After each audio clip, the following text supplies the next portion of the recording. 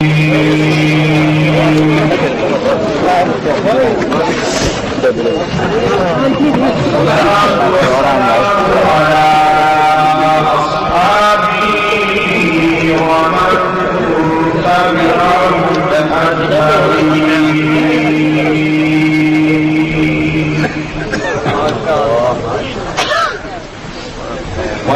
الله على أعدائهم إلى يوم الدين.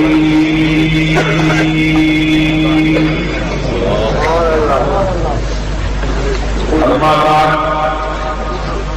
أعوذ بالله من الشيطان الرجيم. بسم الله الرحمن الرحيم.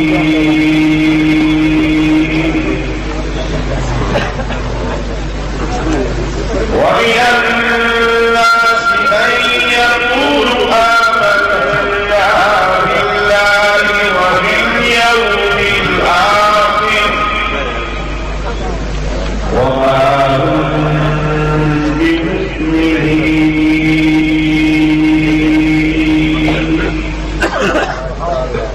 قال تبارك وتعالى في مقام آخر: إذا جاءك المنافقون قالوا نشهد إنك لرسول الله والله يعلم إنك لرسوله والله يشهد إن المنافقين لكاذبون.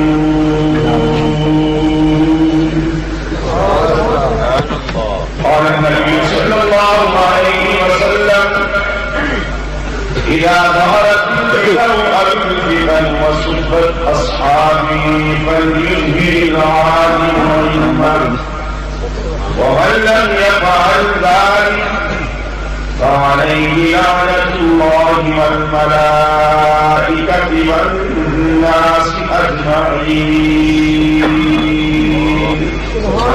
صدق الله وصدق رسوله النبي الكريم، ونحن على ذلك من الشاهدين والشاكرين، والحمد لله رب العالمين.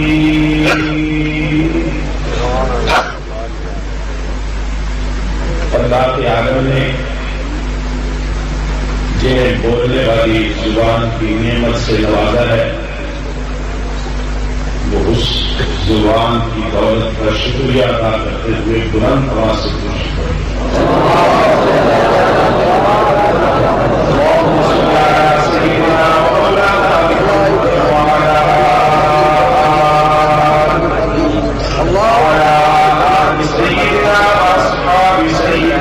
مولانا محمد وبارك وسلم. يا رب صل وسلم دائما ابدا على حبيبك خير الخلق كلهم.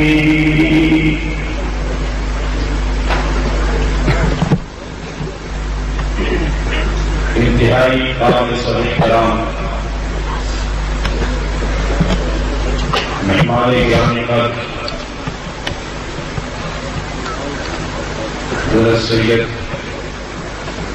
سلیمان ندوی صاحب جزل العالی،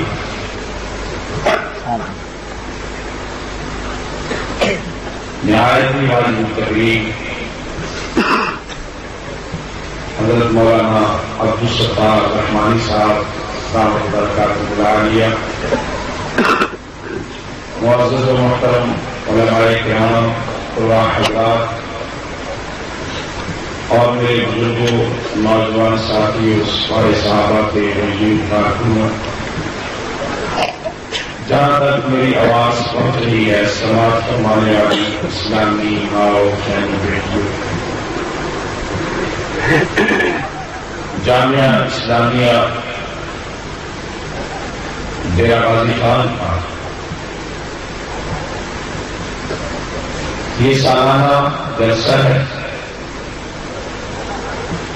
اور خصوصیت کے ساتھ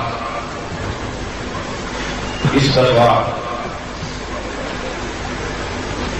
پہلے سال دورہ حدیث شریف کی تعلیم کا سلسلہ جاری ہوا اور آج اصح الکتب بعد کتاب اللہ صحیح بخاری شریف کے اختتام کی تقریب سے بھی پروگرام آج کا معلوم ہے. رات کا کافی عرصہ بیت چکا ہے، لیکن آپ رات کے جوش جذبہ، آپ کے بلبلوں اور آپ کے شوق میں اللہ کے فضل و کرم سے کوئی کمی نہیں ہے. میں دیکھ رہا ہوں کہ دوران خطبہ یہ خالی جگہ پر کر کے بہت سارے کھڑے ہونے والے ساتھیوں کو اطمینان سے بیٹھنے کا موقع فراہم کیا گیا ہے، کیونکہ احباب کی بڑی تعداد کھڑی ہوئی ہے اور جگہ کافی خالی ہے. لہذا میں یہ چاہوں گا کہ بقیہ تقریر سے قبل یہ باقی جگہ خالی جو پڑی ہے یہ بھی ہو جائے. آپ سارے اپنی جگہ سے اٹھیں گے، وہاں سے بیٹھنا شروع کریں گے اور جتنے ساتھی وہاں کھڑے کیا تھا انشاءاللہ العزیز تشریف کے ساتھ آپ رات کے سامنے گفتگو کرنے کا یاد رکھتا ہوں. آپ نے تو آج ہی رات جاگنا ہے، پھر خوب نیند بھر کے آپ سوئیں گے، لیکن ہمارے لیے ہر بات بھی ایسی رات ہوتی ہے اور کوئی تعجب کی بات نہیں ہے کہ آج کی رات جاگتے گزر گئی، کوئی تعجب والی ہو. ہر دن عید کا دن اور ہر بات شبنام کی رات والی بات ہے. تھوڑی سی بیداری کا ثبوت دیجیے انشاءاللہ عزیز. جو کچھ میں آپ کے سامنے بیان کرنا چاہتا ہوں شرح صدر کے ساتھ اسے آپ کے سامنے پیش کرنے کی کوشش کروں گا.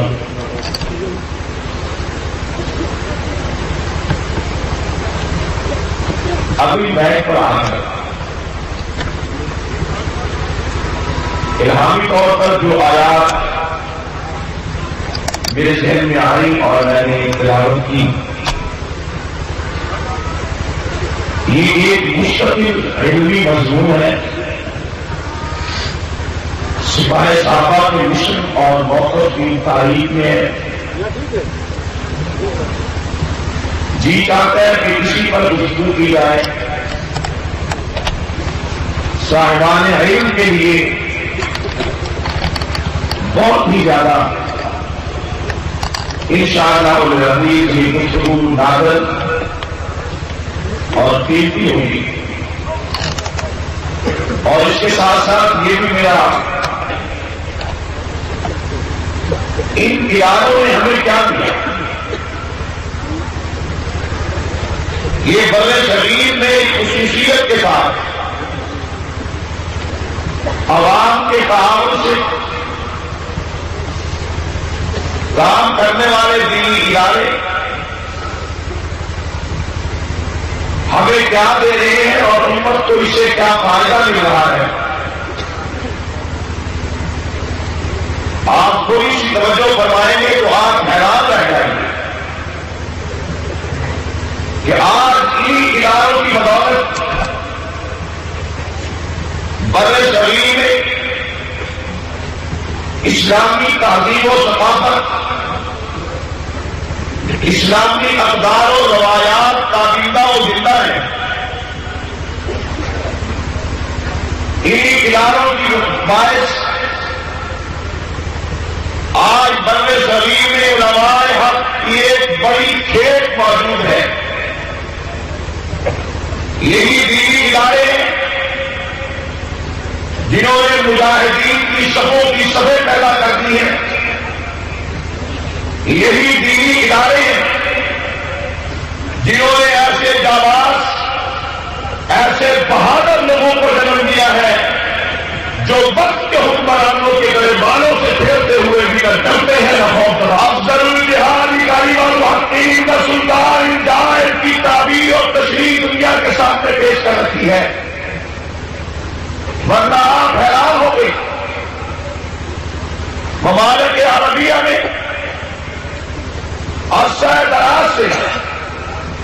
یہ ادارے حکمرانوں نے اپنی تحویل میں لے لیے،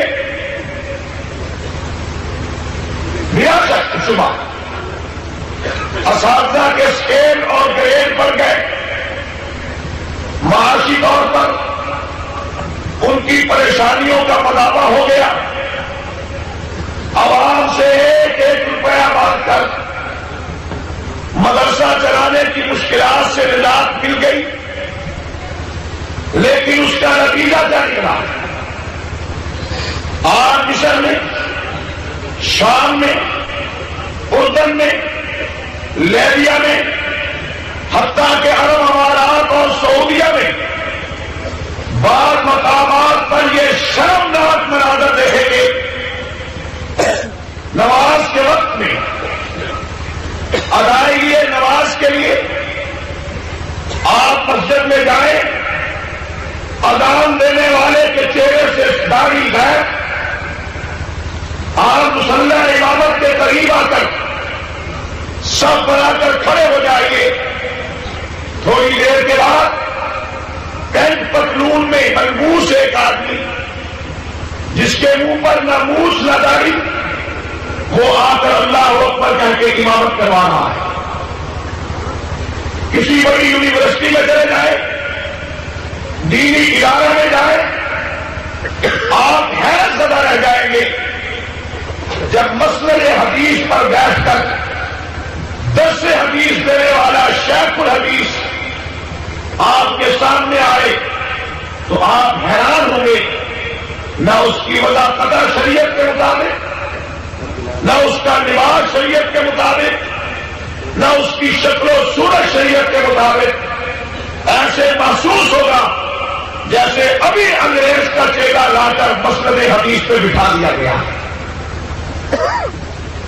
اور جمعہ کا موقع ہو، عیدین کے مواقع ہو، کوئی دینی اجتماع ہو، خطیب محل کے سامنے کھڑے ہو کر منبر رسول پہ بیٹھ کر مسجد کے محراب میں کھڑا ہو کر وہ تقریر پڑھ رہا ہوگا جو تقریر حاکم وقت کی طرف سے لکھ کر دی گئی ہوگی۔ میرا آپ سے سوال ہے، کیا آپ کے ملک میں کوئی ایسا داڑھی ملا آدمی، اس طرح کی وضاحت رکھنے والا انسان مصلی امامت پہ کھڑا ہو سکتا ہے؟ کوئی ایسا شخص مسند حدیث پہ بیٹھ سکتا ہے؟ اور آپ نے اپنی کسی مسجد کے مولوی کو دیکھا کہ وہ تقریر پڑھ کر سنا رہا ہو، تقریر بھی وہ ہو جو لاہور اور اسلام آباد سے آئی ہو؟ دیکھا آپ نے؟ اگر یہ چیزیں دیکھنے سے اللہ تعالیٰ نے آپ کی آنکھوں کو محفوظ رکھا ہوا ہے تو یہ صدقہ ہے ان دینی اداروں کا، یہ ان دینی اداروں کا صدقہ ہے کہ آج اسلامی روایات زندہ ہیں، اسلامی اقدار زندہ ہیں۔ آج کسی نے اصحاب صفہ کا نظارہ دیکھنا ہو، وہ کسی دینی ادارے میں چلا جائے، چٹائیوں پہ بیٹھ کر قال اللہ اور قال رسول پڑھنے والوں کو دیکھ لے، اصحاب صفہ کی یاد کا دام ہے۔ آج کسی نے مسجد نبوی کے پرکیف مناظر کو پھر اپنی شکل میں دیکھنا ہو، وہ لائبریری میں چلا جائے، وہ کسی ادارہ میں چلا جائے، وہ کسی مسجد اور خانقاہ میں چلا جائے، اسے 1400 سال کرنے والے آج بھی ادارے آنکھوں کے سامنے نظر آ جائیں گے۔ یہ صدقہ ہے ان دینی اداروں کا، یہ دینی ادارے ہیں جنہوں نے ایسے لوگ پیدا کیے۔ ہماری کیا حیثیت ہے، ہماری کیا بات ہے؟ یہ تھوڑی سی بات ہو جاتی ہے تو لوگ کہتے ہیں جی کمال ہو گئی، کمال ہو گئی۔ کیا لوگ پیدا کیے دارالعلوم دیوبند میں، کیا لوگ پیدا کیے ان دینی اداروں میں۔ ہم جب جیل میں ہوتے تھے تو یہ خط لکھتے، قائد محترم باہر کب آئیں گے، جیسے ہم اپنی مرضی سے بیٹھے ہوئے ہیں، اس طرح سوال کرتے ہیں جیسے جیل میں جانا آنا ہماری مرضی کے مطابق ہے۔ تو واپس جواب دیکھتے ہیں ہم کہ نواز شریف کی حکومت کے 3 سال گزر گئے، بس 2 سال اور باقی ہے، 2 سال بعد آ ہی جائیں گے۔ ایک آس، ایک امید کہ 2 سال بعد رہا ہو جائیں گے۔ بے علی حکومت کے 3 سال گئے، 2 سال بعد رہا ہو جائیں گے۔ لیکن اکابر نسل کس کی، روحانی اولاد کس کی، نام لیوا کس کے ہو؟ ان اکابر کے جنہوں نے اس انگریز سے ٹکر لی جو 200 سال سے بر صغیر میں حکمرانی کر رہا تھا، بر صغیر کی سرزمین پر جس کے خونی پنجے 200 سال سے گڑے ہوئے تھے، اس سے ٹکرانے والے یہ لوگ نعرے حق کیا لگاتے تھے؟ انگریز ہمارا ملک چھوڑ دے۔ اور پھر اس جرم میں جزیرہ انڈمان کالے پانی میں عمر قید، جب تک زندہ ہو یہی رہو۔ سور کی کھالوں میں سی کر گولیوں کا نشانہ بنا دیے گئے، تختہ اعدام پہ لٹکا دیے گئے، مالٹا کی جیلوں میں بند کر دیے گئے۔ تشدد پر بریت کا وہ کون سا انداز ہے جو حکمرانوں نے ہر بار آزمایا نہیں؟ کہ سب کے باوجود نہ جذبے میں کمی آئی، نہ ململوں میں کمزوری آئی، اور نہ دنیا کی کوئی طاقت علماء حق کو خرید سکی گا انہیں چھپا۔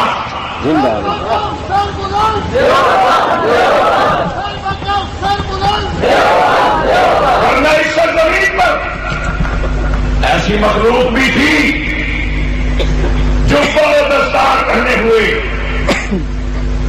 گدی نشین انگریز کو شباسنا میں پیش کیا کرتے تھے، تعمیر لکھ کر دیا کرتے تھے۔ یہ تویسا حفیظ صاحب کا یہ توپ کو میں گلے میں ڈال دینا خراب نہیں ہو۔ جاگیریں حاصل کی، تمغے حاصل کیے اور خطابات دیے۔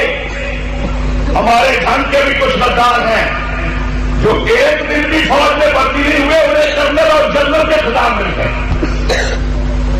ایسے لوگ آج ان کی داستان انڈیا آفس لائبریری میں برطانیہ میں جا کر پڑھو، دے رہے ہیں تجھے جو اپنی رفاقتوں کا فریب، دے رہے ہیں تجھے جو اپنی رفاقتوں کا فریب۔ ان کی داستان پڑھو گے تو دہل جاؤ گے، اپنی ہی مٹی پہ چلنے کا سلیقہ سیکھو، اور سنگے مر مر کے چلو گے تو پھسل جاؤ۔ یہ وہ لوگ ہیں جنہوں نے ملت بیچ دی، جنہوں نے اپنے ضمیر بیچے، جنہوں نے دین بیچا، القابات حاصل کیے، جاگیریں حاصل کی۔ بدقسمتی ہماری کہ آج انہی غداروں کی اولاد ہم پر پھر مسلط ہے۔ کل تک وہ غدار اس قوم پہ مسلط رہے، آج وہ مر کھپ گئے، گولا انگریز چلا گیا، یہ تالے انگریز ہمارے پڑھنے پڑ گئے۔ انگریزی نظام کے حامی، انگریزی قانون کے محافظ، انگریزی نظام کے نمبردار، آج پھر ہماری قسمت کہ ہمارا واسطہ ان سے پڑ رہا ہے۔ اور میں یہ کہہ دیا جانا چاہتا ہوں، یاد رکھو تمہارے آباء اجداد کو ہمارے اکابر نے بر صغیر چھوڑنے پہ مجبور کیا تھا، ہمارے اکابر نے تمہارے آباء اجداد سے جنگ لڑی تھی، ہمارے اکابر نے تمہارے باپ انگریز کو بوریا بستر گول کرنے پہ مجبور کر دیا تھا، جس طرح تمہارے بابا کو 7 سمندر ڈوب جانے پہ ہمارے بڑوں نے مجبور کیا تھا۔ زندگی رہی غداروں، تمہیں بھی ملک چھوڑنے پہ ہم مجبور کیا چھوڑے۔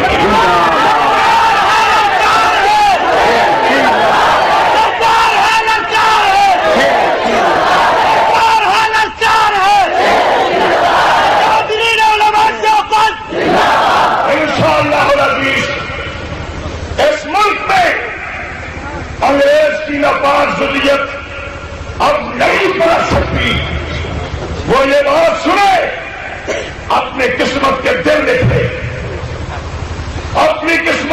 دن لکھ لے یہ NGOs کی کھرتیاں یہ غیر ملکی اکاؤں سے فنڈ لے کر سرزمین پاکستان پہ بے حیائی فحاشی اور یعنی کلچر کو فروغ دینے والے جو بدقسمتی سے ہمارے موجودہ حکمرانوں کی کابینہ میں بھی شامل ہو چکے. میں کہنا چاہتا ہوں اگر ہم بے نظیر سے نہیں ڈرے, نواز شریف سے نہیں ڈرے, بڑتی والے جنرل سنگھ ہم تجھ سے بھی نہیں ڈرتے. میرے خدا کسی حکمران سے ڈرنا, اللہ کے علاوہ کسی انسان سے ڈرنا یہ تو ہے شرک. کسی سے نہیں ڈرتے. آپ ہمیں کہہ دینا چاہتے ہیں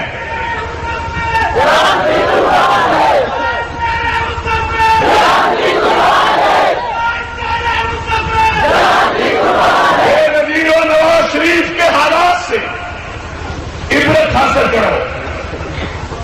یاد رکھو انہیں کی راہ چلو گے تو کوئی کوٹھڑی تمہارا بھی انتظار کر رہی ہوگی.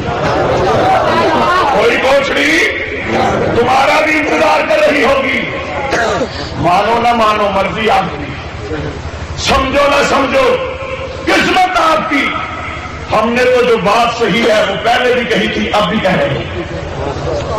یہ NGOs کے وزیر جو ملک میں فحاشی اور یعنی کو, اور جنرل صاحب آپ آئے, ہم نے نعرے لگائے, پوری قوم نے استقبال کیا. مجھے یاد ہے 12 اکتوبر کا دن سال گزشتہ جب آیا تھا, آپ لوگ اپنے گھروں میں تھے, ہم جیلوں میں تھے. وہ رات جب انقلاب آ رہا تھا, میں اور مولانا محمد احمد دہانوی ہم دونوں پورے بلاک میں بس 2 ہی تھے. ہمیں بار بار آ کر جیل کے ملازم بتا رہے تھے تازہ خبریں یہ ہیں, تازہ حالات یہ ہیں, فوج آ گئی ہے.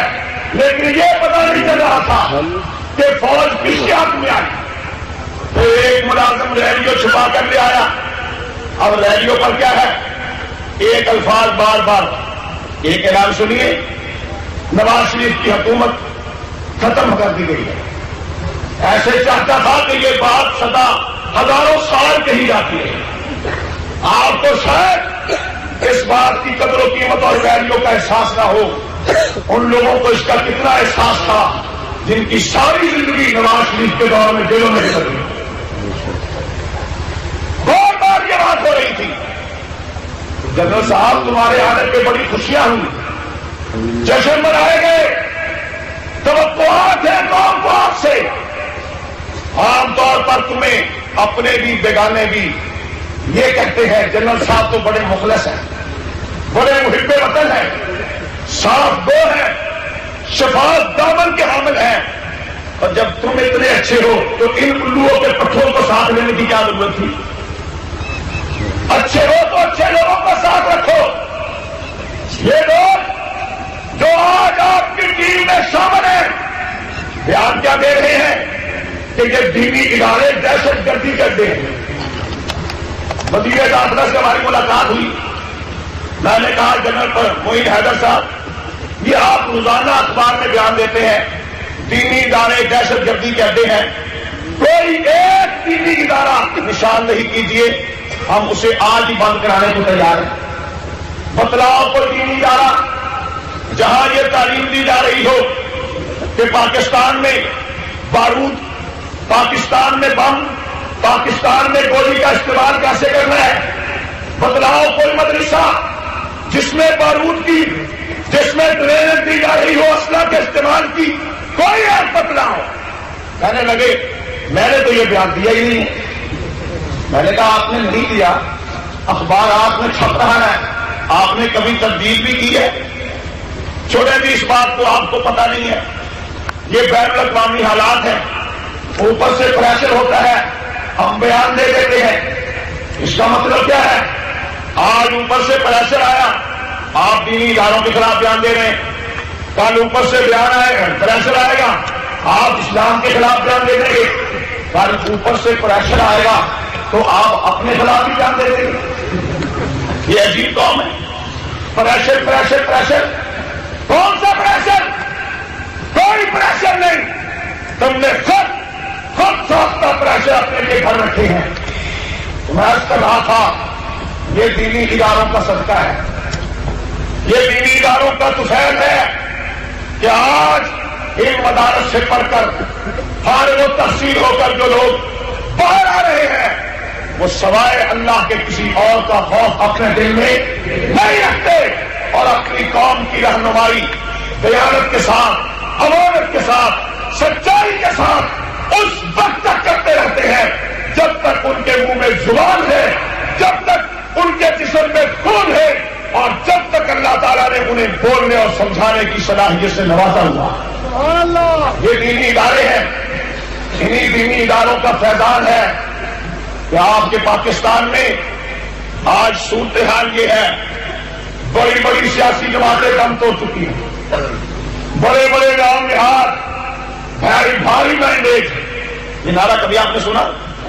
بھاری مینڈیٹ, بھاری مینڈیٹ. وہ ایسا بھاری مینڈیٹ پتھر بن کر آیا, اب اس کے نیچے دبے ہوئے ہیں تو چیخیں بھی سنائی دیں. بھاری مینڈیٹ کدھر گیا؟ جیلوں میں چلے گئے. کوئی ایک ان کے لیے احتجاج کرنے والا ہے؟ کوئی ایک سڑکوں پہ نکلنے والا ہے؟ اور مولویوں کو ختم کرنے والوں, رات کے 3 بج رہے ہیں.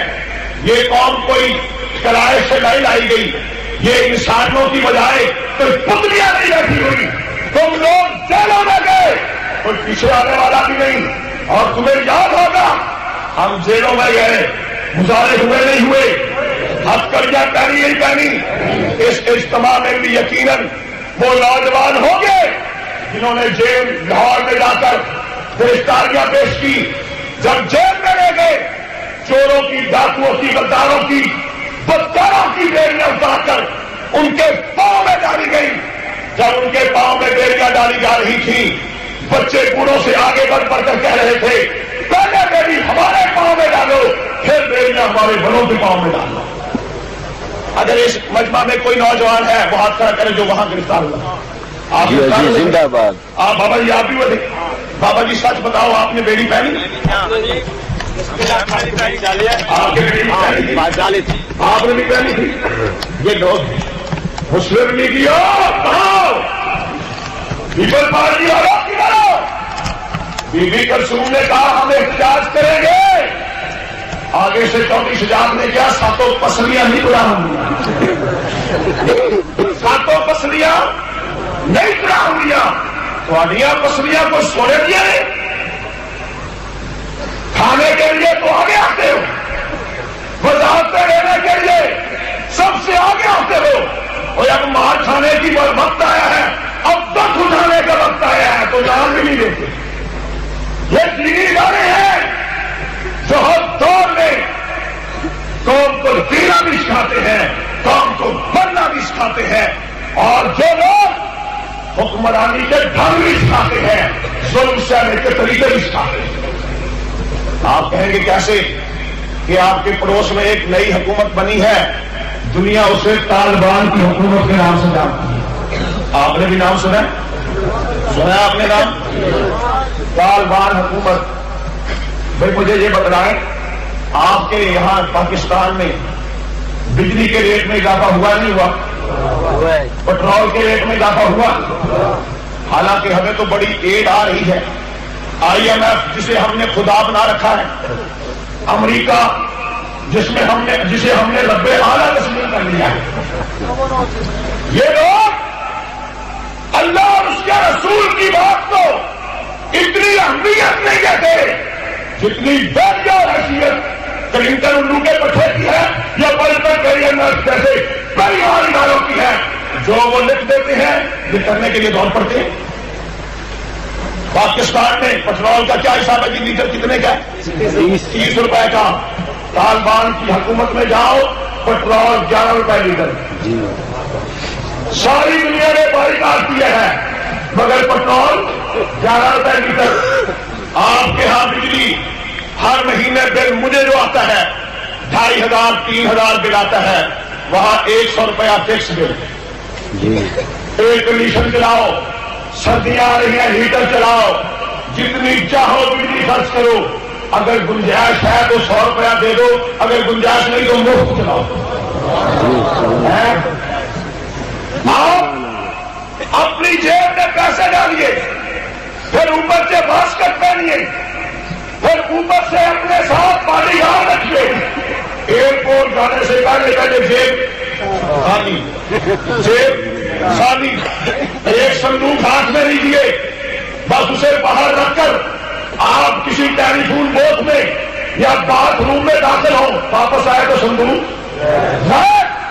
اور جن طالبان کے خلاف آج پوری دنیا کو کہا جا رہا ہے یہ تنگ نظر ہے، یہ تشدد پسند ہے، انہیں حکومت کرنے کے ڈھنگ نہیں آتے، اور جو ملک میں عالم یہ ہے، آج آپ سونے کی تھیلی چوک میں رکھ دیں، دوسرے دن آئے تو تھیلی وہیں پڑی ہوگی، کوئی اٹھانے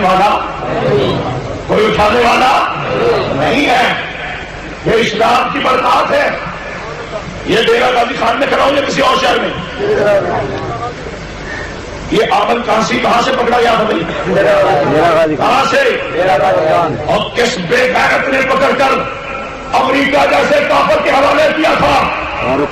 لگاری، نواز شریف، بے نظیر یوسف رمزی، آمل کانسی جیسے ہیرو، مسلمانوں کے محسن، انگریز، کفار اور کلنٹن کے دشمن نمبر 1 لوگ تیرے ملک میں ایک دن محفوظ نہ رہ سکے۔ آفرین ہے کون بات پر خراج تحسین ہے پوری ملت کی طرف سے ملا محمد عمر نے مجاہد کے نام کہ پوری دنیا مطالبہ کرتی ہے، اس کو اپنی لازم دے دو، وہ کہتے ہیں ایک بال دینے کو بھی تیار نہیں۔ دل دل جان جان،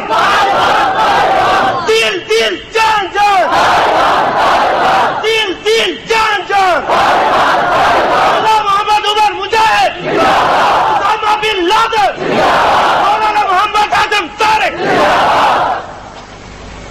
اجازت نہیں ہے، یار مجھے تفول دے کوشش، اجازت نہیں ہے، ورنہ پاکستان میں طالبان کو پیدا کرنے کے لیے کوئی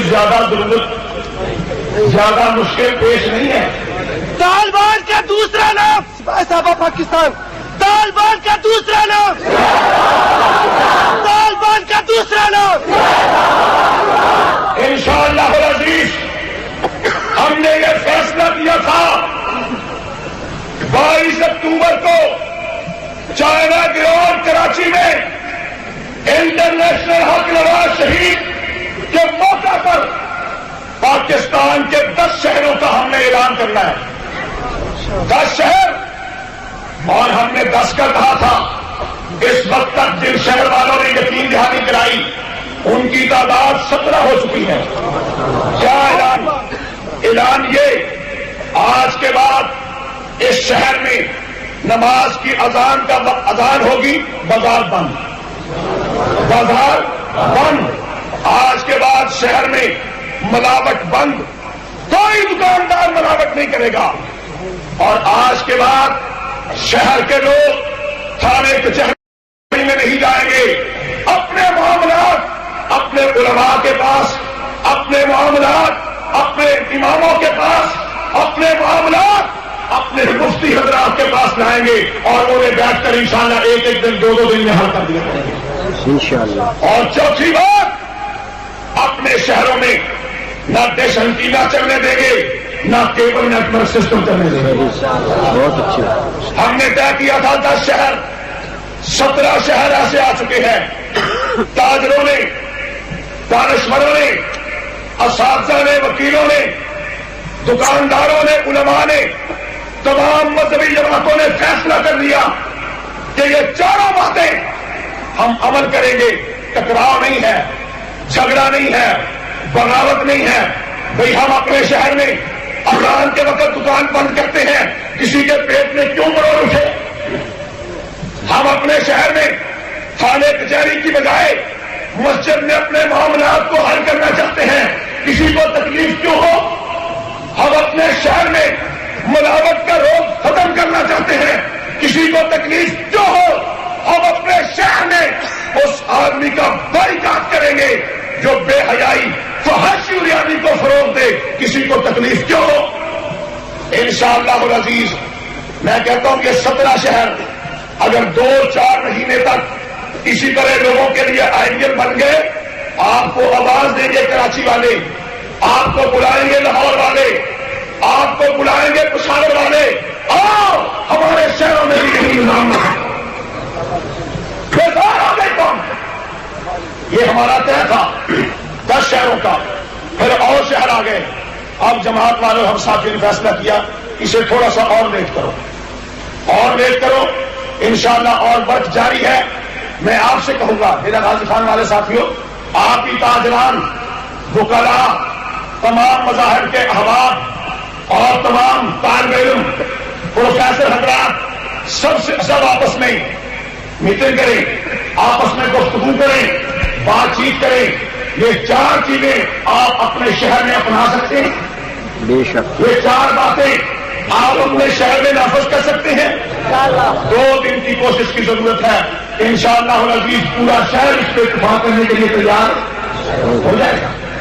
ہم خود آگے بڑھے، بظاہر کوئی راستہ نظر نہیں آ رہا کہ محاذ آرائی کے بغیر پرامن طور پر ہم اپنے ملک میں اسلام کے نفاذ کا، اسلام کو عملی طور پر نافذ کرنے کا کوئی راستہ اختیار کریں۔ یہ ایک راستہ سامنے آیا ہے، اس راستے کے لیے آپ سب حضرات کو کوشش کرنا ہوگی انشاءاللہ العزیز۔ آپ دیکھ رہے ہیں موجودہ حکومت یہ ذری حکومتوں کا قیام عمل میں لا رہی ہے۔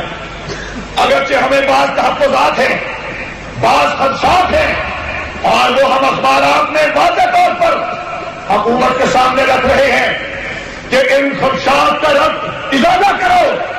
اور پھر میں آپ کو یقین دلاتا ہوں ہم اس انداز میں زیادہ نہیں تو انشاءاللہ پنجاب میں 5-6 اضلاع ایسے ضرور ہوں گے کہ سپاہی صحابہ ان اضلاع میں ان عام موقعوں پر ایسے لوگوں کو پہنچائے گی جو پورے کے پورے ضلع میں انشاءاللہ العزیز اسلام کو عملاً نافذ کرنے کے لیے قدم آگے بڑھائیں گے۔ یہ آپ کے ضلع غازی خان ڈویژن میں ذری حکومتوں کے قیام کے سلسلے میں جو الیکشن ہو رہے ہیں یہ سب سے پہلے ہو رہے ہیں۔ آپ اس کے لیے تیار ہیں؟ کیا خیال ہے؟ ہوتے انشاءاللہ بھی ٹلی ہوگی تو آپ بن رہیے۔ میں نے دوسری تقریروں کی شروع نہیں کی، ابھی تو صرف دینی اداروں کی اہمیت، دینی اداروں کے کردار پر گفتگو کی ہے۔ آپ حضرات اس کے لیے تھوڑی سی توجہ فرمائیں۔ اب اگر آپ بیدار ہیں تو میں جو گفتگو کرنا چاہتا ہوں اس طرف آنے کے لیے تیار ہوں، اگر آپ تیار ہوں ورنہ دعا کر لیتے ہیں۔ سنے گے تیری بات ساری رات سنے گے تیری بات سنے گے تیری بات۔ بات یہ ہے میں آپ سے زیادہ تھکا ہوا سچی بات، لیکن اگر آپ مجھ سے بھی آگے بڑھ گئے ہیں تو میں آپ کو ٹسکا لیتا ہوں۔ یہ خوش قسمتی میری ہوتی ہے یا بد قسمتی؟ جب مجھے باری ملتی ہے تو قوم سو جاتی ہے، جب جاگ رہی ہوتی ہے اس وقت ہماری باری نہیں آتی، جب یہ سو جاتی ہے احساسی طور پر آپ کا قصور نہیں۔ تو جیل میں فاروقی شیخ رحمۃ اللہ علیہ ایک بڑا خوبصورت جملہ ہے، تہاڈا کوئی قصور نہیں، قصور ساڈا ہی ہے، تہاڈا کوئی قصور نہیں، ساڈا ہی قصور ہے کہ اسی دیر نہ آئے۔ اگر تے تھک گئے ہو تو ہاتھ لگا دو، لیکن نہیں تو پھر زوردار انداز نعرہ لاؤ کے کر شروع کریں۔ نعرہ تکبیر، نعرہ تکبیر، المدد المدد المدد المدد۔ کیونکہ آج علماء کرام کی ایک بڑی تعداد یہاں جلوہ افروز ہے، اور قریباً 3 درجن سے زائد نوجوان فارغ التحصیل ہو کر گھروں کو واپس لوٹ رہے ہیں۔ اس لیے میں جس عنوان پہ گفتگو کرنا چاہتا ہوں بہت سارے شکوک و شبہات ایسے جو آپ کے سامنے آئے روز پیش آتے ہیں، ان کا بھی قرآن و سنت کی روشنی میں رد ہوتا چلا جائے گا، اور آپ کو سپاہی صحابہ کے موقف مشن کی اہمیت بھی محسوس ہوتی چلی جائے گی۔ آج کل جہاد کا ٹرینڈ چلا ہوا ہے.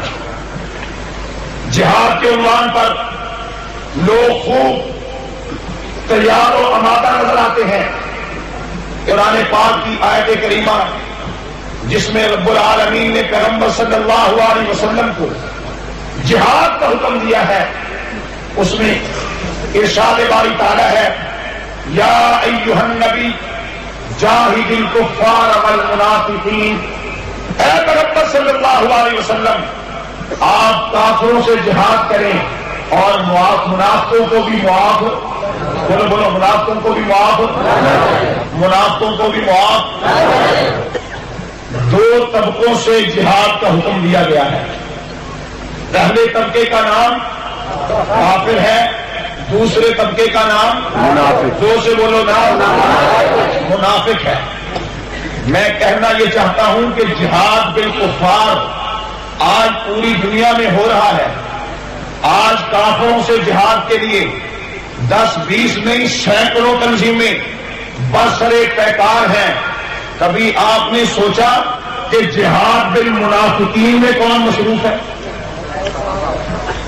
یہ کس قدر عجیب بات ہے کہ 100 سے زیادہ تنظیمیں صرف جہاد بالکفار میں مصروف ہیں.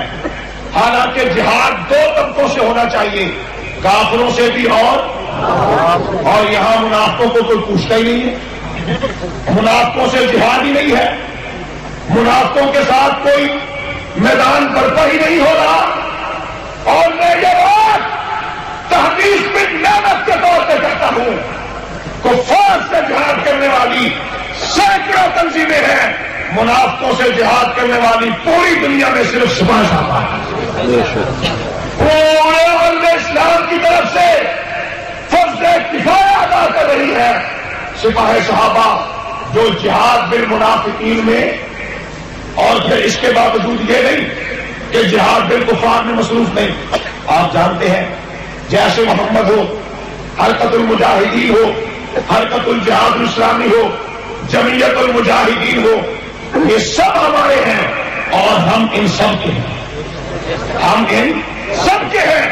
آپ کو اجازت ہے جس تنظیم کے پلیٹ فارم سے آپ جہاد میں جانا چاہیں آپ جا سکتے ہیں. سبیلنا سبیلنا سبیلنا سبیلنا. یہ الجہاد، جہاد بالکفار کو بھی کہتے ہیں اور جہاد بالمنافقین کو بھی کہتے ہیں. آئیے ذرا منافقوں کی طرف.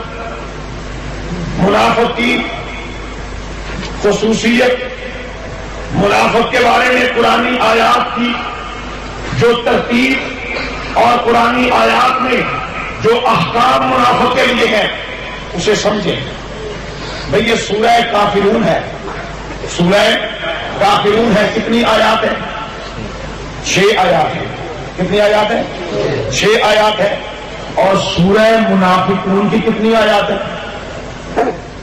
آخر منافق کافر سے 2-3 گنا بڑا بے ایمان تھا، تبھی تو کافرون سورت چھوٹی اور منافقون سورت بڑی. سورہ بقرہ کو شروع کریں. ایمان والوں کا تذکرہ ہوا 3 آیتوں میں. ھدی للمتقین یؤمنون بالغیب ویقیمون الصلاۃ ومما رزقناہم ينفقون. 1 آیت ہو گئی. آگے والذین یؤمنون بما انزل الیک وما انزل من قبلک وبالآخرۃ هم. 2 آیتیں ہو گئی. اولئک علی ھدی من ربہم واولئک هم المفلحون. کتنی آیتیں ہو گئی؟ منافق مومنوں کے لیے 3 آیتیں. اب کافروں کا ذکر. ان الذین کفروا سواء علیہم اانذرتہم ام لم تنذرہم لا یؤمنون. 1 آیت. ختم اللہ علی قلوبہم وعلی سمعہم وعلی ابصارہم غشاوہ ولہم عذاب عظیم. کتنی آیتیں ہو گئی؟ 2. مسلمانوں کے لیے 3، منافقوں کے لیے 2.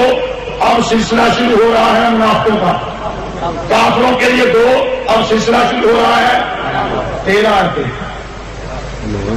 سوچو تو صحیح، اتنے بڑے بے ایمان طبقہ جن کے لیے قرآن نے سورت بھی کافروں سے بڑی اتاری، جن کے تعارف میں کافروں کے لیے 2 آیتیں، منافقوں کے لیے 13 آیتیں، اور آج پوری امت ان منافقوں کو بغلوں میں چھپا کر سینے سے لگا کر پھر رہی ہے اور پھر کہہ رہے ہیں ہم تو قرآن پہ عمل پیرا ہے.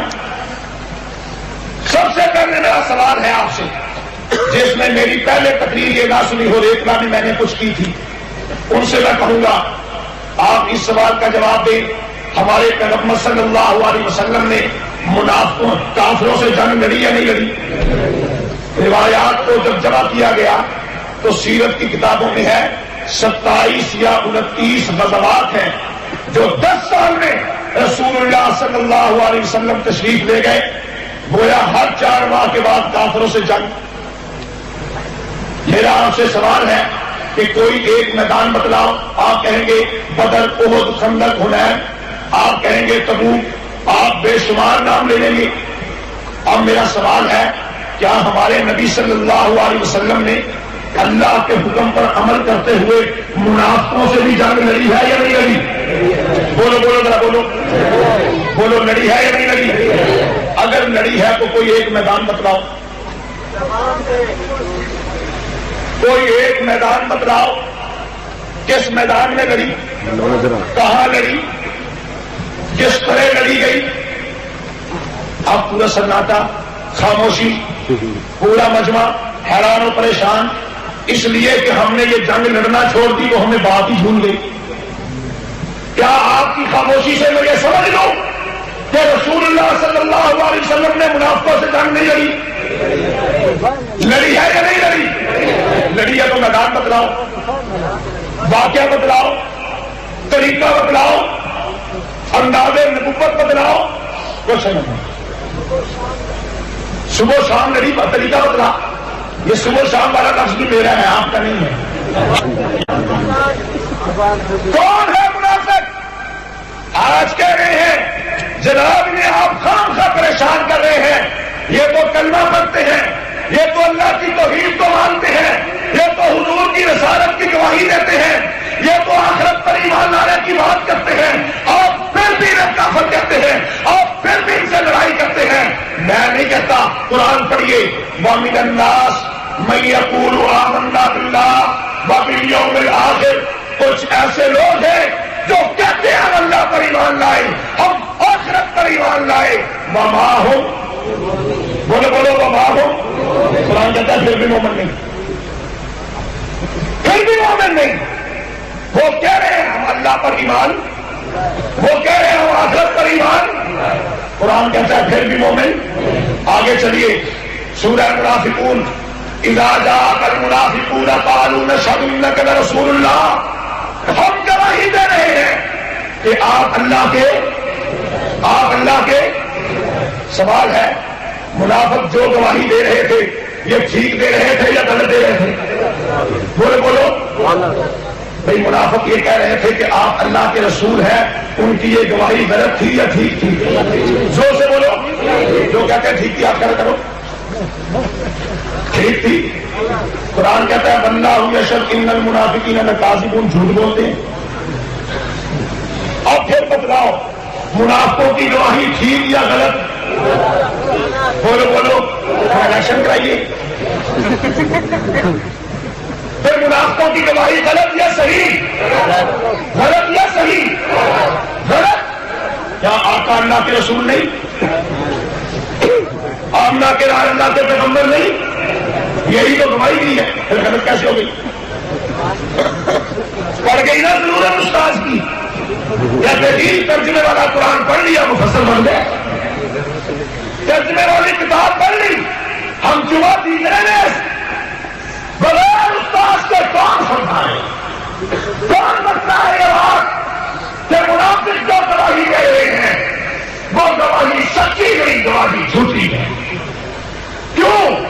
یقولون بافواہہم ما لیس فی قلوبہم. زبان سے وہ بات کہہ رہے ہیں جو بات ان کے دلوں میں نہیں ہے. وَإِذَا لَقُوا الَّذِينَ آمَنُوا قَالُوا، بولو بولو قالوا. جب آپ سے ملیں گے کہیں گے ہم تو مومن ہیں، ہم تو آپ کے بھائی ہیں، ہم تو مومن ہیں. فلاں بھائی. یہ تیسری قوم کہاں سے آئی؟ بڑا لو بھائی نے، یہ بھائی ہے، یہ بھائی ہے، وہ لوگ یعرفون باللہ انہم لمنکم، قسمیں اٹھا کر کہیں گے خدا کی قسم ہم تمہارے ساتھ ہیں، خدا کی قسم ہم تم میں سے ہیں، آمنا ہم مومن ہیں، ہم تمہارے ساتھی ہیں۔ قرآن کہتا ہے ان کا تم سے کوئی تعلق نہیں، ان کا تم سے کوئی تعلق نہیں، ان کا تمہارے ساتھ کوئی نظریاتی، کوئی عقیدے اور نظریے کا تمہارے ساتھ کوئی غلط اور کوئی تعلق نہیں، بلکہ فرمایا یہ وہ لوگ ہیں عام کافروں کے لیے تو جنت کے عام طبقات، جہنم کے عام طبقے، لیکن جب باری آئے گی نا منافق کی تو اوپر لکھا ہوگا VIP طبقہ ہے، دیکھو VIP کا مطلب ہوتا ہے ویری امپورٹنٹ پرسن، بڑا خصوصی مہمان۔ اب جن کے آج یہ ڈر لگے تھے وہ اندر آ رہے، کچھ باہر رہے، تو قیامت کے دن بھی کچھ لوگوں کو VIP ٹکٹ ملیں گے جہنم کے، خاص طبقہ۔ قرآن کیا کہتا ہے ان المنافقین فی الدرک الاسفل، فی الدرک الاسفل، کافر اوپر رہ گئے، منافق ان سے بھی نیچے چلے گئے۔ یہ وہ بدترین کافر، یہ وہ بدترین اسلام کے دشمن جنہوں نے ہر دور میں مسلمانوں کی جڑیں کاٹی، جن کی ہر دور میں خواہش رہی کیا ہم الذین یقولون لا تنفقوا علی من عند رسول اللہ حتی ينفضوا۔ منافق کون ہے؟ قرآن کریم نے ہمیں بتلایا یہ وہ لوگ ہیں جن کی اگر پہچان کرنا ہو تو خدا کا نام پر نہ مت لو، یہ اللہ کے نام پر آ جائیں گے، فوراً کہہ دیں گے آمنا۔ ان کے سامنے رسول کا نام بھی مت لو کہ فوراً کہہ دیں گے نشہد انکا۔ ان کے سامنے آخرت کی بات بھی مت کرو، فوراً کہہ دیں گے آمنا باللہ وبالیوم۔ ان کے سامنے نماز کی بات بھی مت کرو، قاموا للصلاۃ قاموا کسالى، نماز کے لیے بھی کھڑے۔ یا اللہ منافقوں سے تم نے جنگ کا حکم دیا، لیکن ہم کیسے جنگ کریں، کیسے پہچانیں؟ یہاں تو پہچان ہی نہیں ہو رہی، یہاں تو پہچان۔ اللہ نے فرمایا منافقوں کی پہچان کرنے کے لیے میری توحید کی بات نہ چھیڑو، حضور کی رسالت کی بات نہ چھیڑو، آخرت پر ایمان لانے کی بات نہ چھیڑو، نماز کی بات نہ کرو۔ ان کو پہچاننے کے لیے بات چھیڑو صحابہ، اس کو بیدار ہو جاؤ، بات چھیڑو صحابہ کی، صحابہ کی بات کرو، منافقت کا پردہ فوراً چاک ہو جائے گا۔ صحابہ کی بات کرو، فوراً منافق اور مومن میں پہچان پیدا ہو جائے گی۔ کیسے؟ ان سے کہو آمنو کما آمن الناس، ویسے ایمان لاؤ جیسے، بولو بولو ویسے ایمان لاؤ جیسے، ویسے ایمان لاؤ جیسے۔ جب منافق کے سامنے ذکر صحابہ کا چھیڑو گے تو منافق سے اللہ کی تو اللہ کا نام ہضم کر لے گا، رسول اللہ کا نام برداشت کر لے گا، آخرت پر ایمان لانے کی بات تسلیم کر لے گا، مگر صحابہ کا نام برداشت کرنے کو تیار ہے۔ شان صحابہ، شان صحابہ، شان صحابہ، اعمال خصوصی۔ شکر ہے جب نعرہ لگے ہوں تو تقریر کرنا ہے۔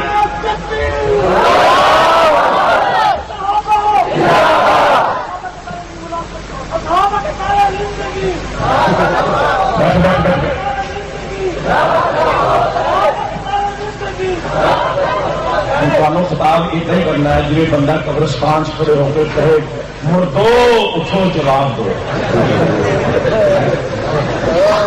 ہم کیا کریں، تھکے ہوئے ہیں آپ بھی۔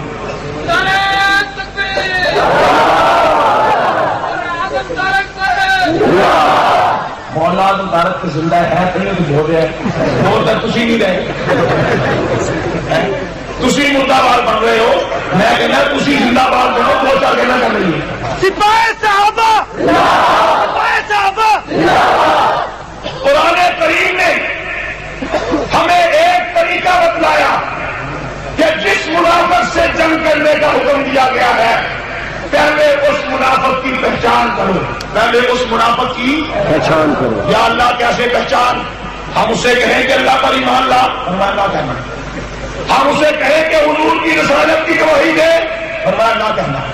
ہم اسے کہیں کہ آخرت پر ایمان لا، فرمایا نہ کہنا. یہ سب اقرار کر لے گا. اگر کہنا ہے تو یہ کہو صحابہ پر ایمان لاؤ.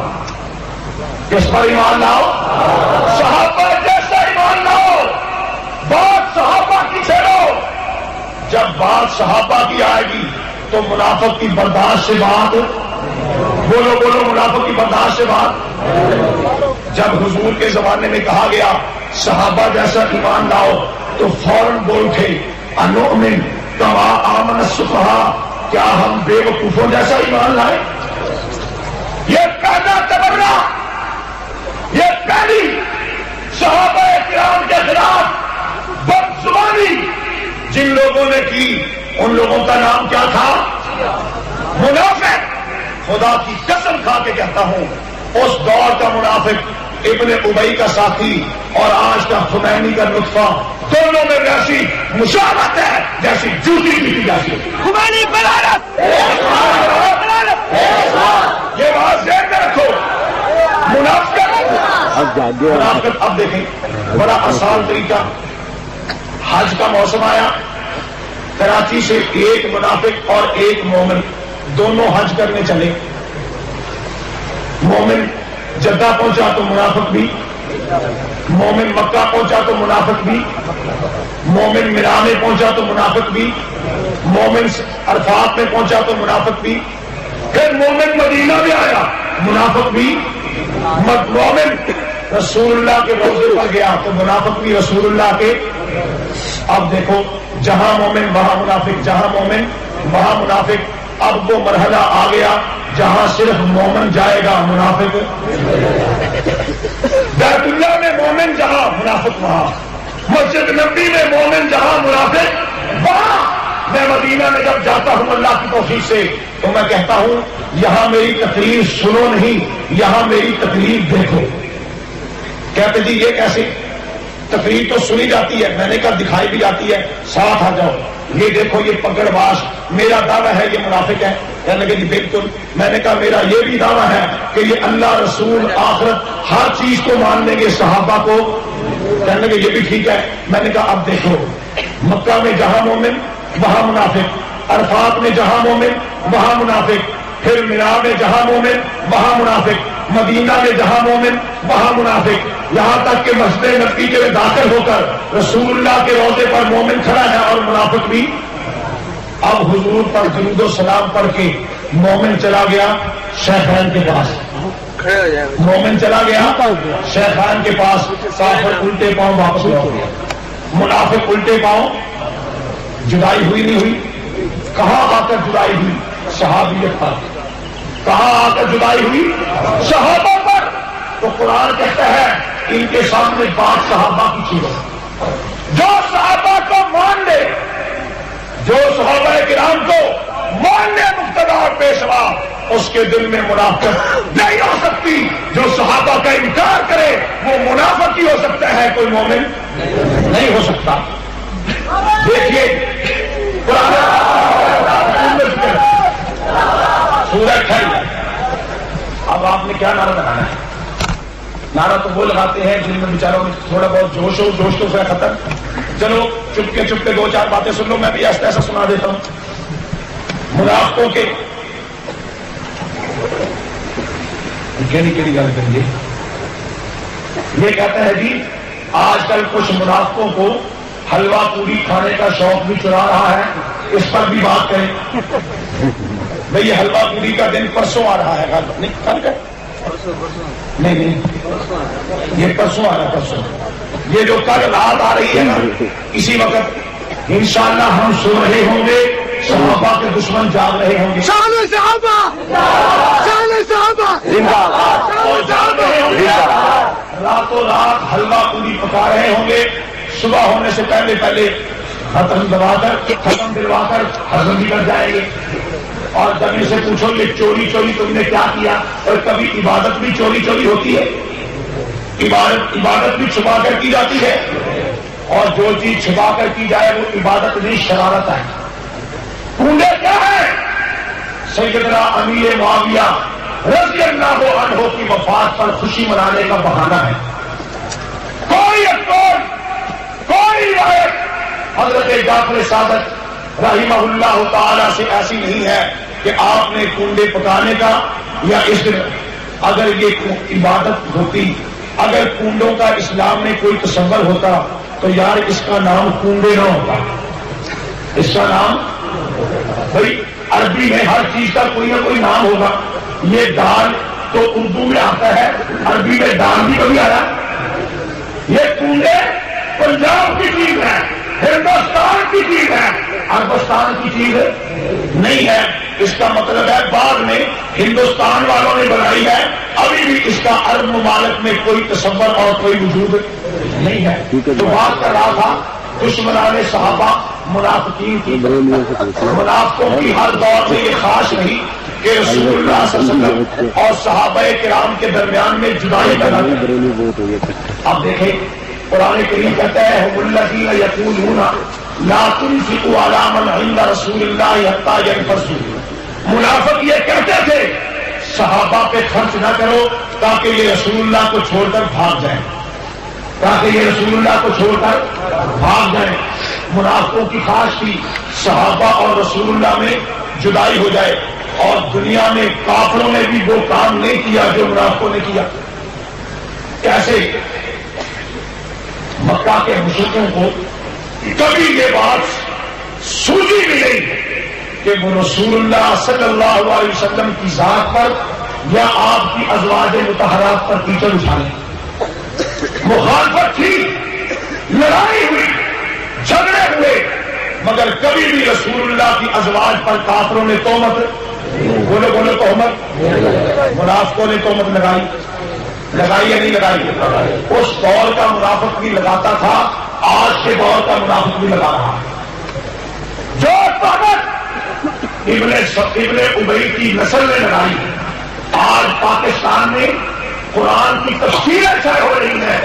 جان کمپنی والوں نے قرآن ترجمے والا شائع کیا, اس میں آج بھی لکھا ہوا ہے سورہ نور کے آیت الخبیثات للخبیثین کے ضمن میں یہ بات تو واضح ہے حضور کی ساری بیویاں پاک دامنہ نہیں تھی. مسلمانوں, یہ منافق کرتا ہے جس کے خلاف جہاد کا حکم رب العالمین نے ہمارے پیغمبر صلی اللہ علیہ وسلم کو دیا.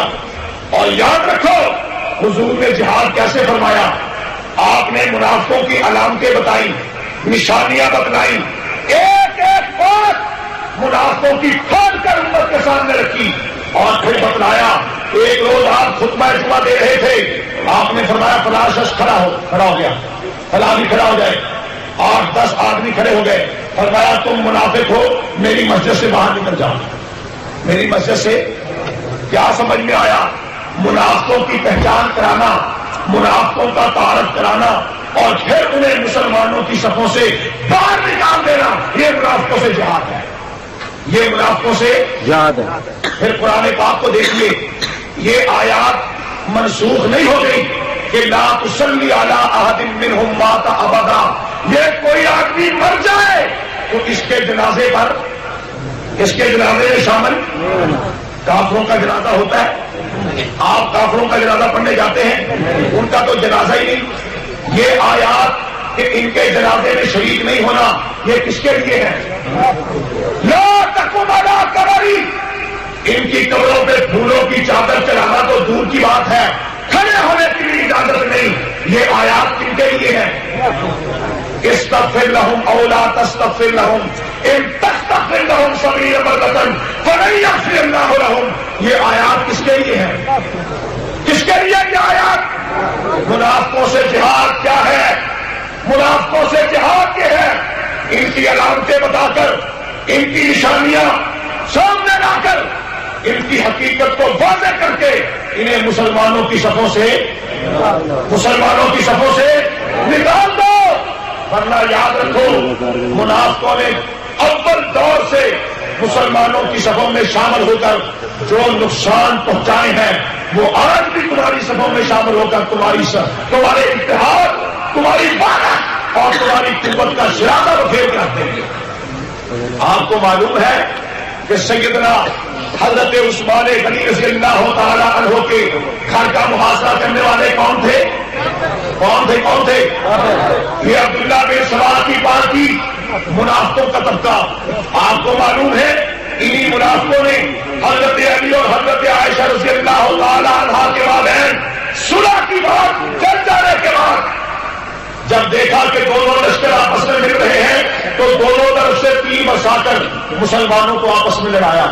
پھر حضرت علی رضی اللہ تعالیٰ عنہ اور حضرت معاویہ کو لڑایا. اور پھر بتلاؤ 17,000 خطوط لے کر مدینہ سے حسین کو بلانے والے کون تھے؟ بولو کون تھے؟ حضرت حسین نے حضرت مسلم بن عقیل کو بھیجا. 50,000 آدمی صفے باندھ کر ان کے پیچھے نماز پڑھ رہا ہے. کسی ایک نے آ کر کہا اور کوفیوں، شام سے ابن زیاد آ گیا ہے، بھاگ جاؤ. ابھی نماز پوری نہیں ہوئی تھی جب حضرت مسلم بن عقیل سلام پھیر کر پیچھے دیکھنے لگے تو ایک بھی پیچھے کھڑا ہوا، ایک بھی کسی کو کھڑا ہوا نہیں پایا. اور پھر حضرت حسین جب کوفہ میں آئے کربلا میں تو آپ کے تمام خطبات اس بات کی واضح کری ہے. فرمایا اور تم نے تو خط لکھ کر بلایا تھا، تم ہی آج میرے خون کے پیاسے بن کر آ گئے ہو. وعدہ کر کے وعدہ توڑنا، عہد کو توڑنا یہ مومن کی پہچان نہیں. اس کی نشانی ہے، اس کی نشانی ہے منافق کی. تاریخ اسلام کا مطالعہ کیجیے، آپ کو جگہ جگہ پر منافقت کے ہاتھوں مسلمانوں پر لگے ہوئے زخم نظر آئیں گے کہ جن زخموں کو پھر آنے والا زمانہ بھی کبھی بھر نہیں سکا. دوستو، سپاہ صحابہ اللہ کے فضل سے جہاد بالمنافقین میں مصروف ہے. جہاد بالمنافقین میں مصروف ہے. کام کیا کرتی ہے؟ منافقوں کی نشانیاں بتلاتی ہے، علامات بتلاتی ہے، منافقوں کی شناخت کرواتی ہے، منافقوں کی پہچان کرواتی ہے. اور جب پہچان ہو جاتی ہے پھر منافقوں کو کان سے پکڑ کر مسلمانوں کی صفوں سے باہر کر دیتی ہے. تصویر کے بارے میں روشنی ڈالیں. میں نے تو اپنی تصویر بھجوا دی ہے، اور کیا روشنی چاہیے؟ یہ روشنی تو پڑ رہی ہے، تو میری روشنی تھی وہ تو میں نے پوری کر دی. وقت کافی بھی چکا ہے، تقریر کرنے کا دل چاہے بھی تو آدمی نہیں کر سکتا. جتنی کر لی ہے اسی پر اتفاق کریں. اللہ ہمیں عمل کی توفیق نصیب فرمائے. آمین ہے. دعا کریں. الحمدللہ الذی ہدانا